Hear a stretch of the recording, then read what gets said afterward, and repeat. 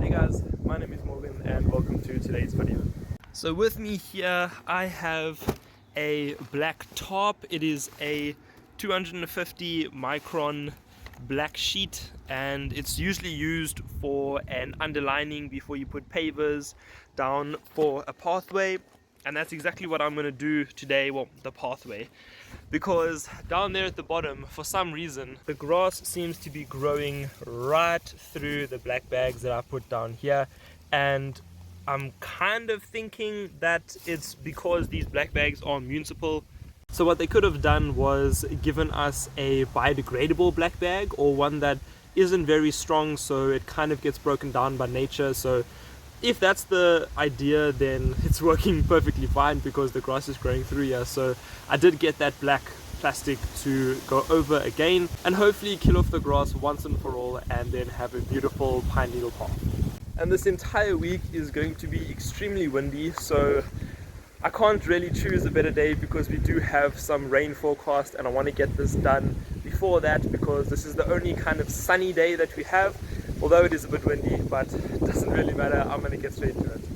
Alright, so this is the spot that I have decided to do today, and I've measured from up here down across and back up to here, and that's 800, and it is 2.9 meters long, and the black plastic is 3 meters by 5 meters. So I'll just cut an 800 piece and then that'll fit with a little bit of a lip on each side. Alright, this thing is huge and I'm hoping that the wind doesn't blow it too much. I have had a little piece that's come up there, but this is the 3 meters by the 5 meters. So all I'm going to do is come from one of these ends, measure 800 and cut across there.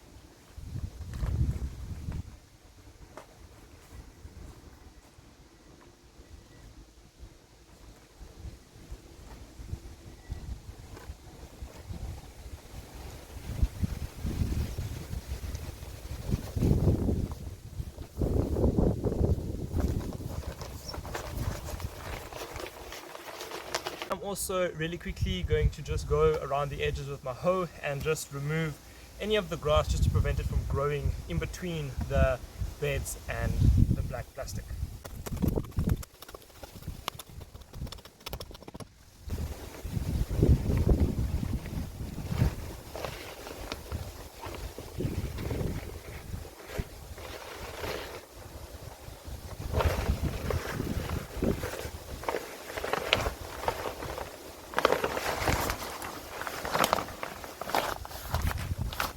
Perfection. Perfectly up there, perfectly up there. So now what I'm going to do is put some of the gravel sand on top of this and then my pine needles.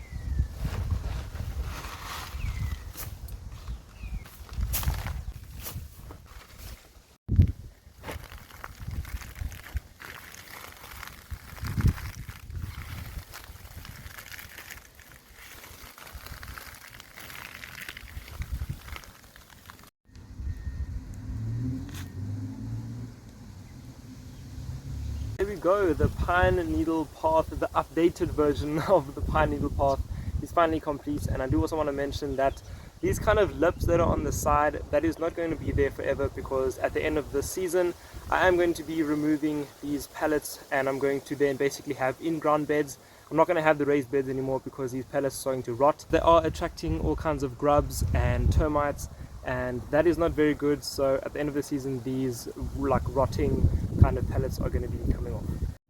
Exactly like what I have done over here.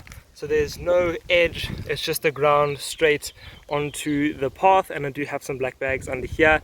And these tiny little pieces of grass that are still kind of shooting through, I'm just going to be pulling those out. I'm not going to take everything off, redo it, and then put all the pine needles back on.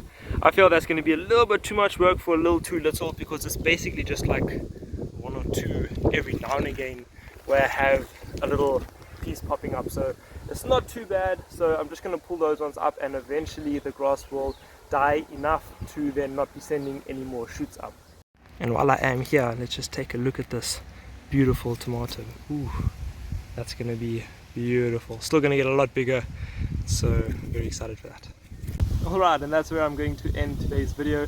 Thank you guys so much for watching, and I hope you really enjoyed today's video, and I also hope you learned a little something about building a path.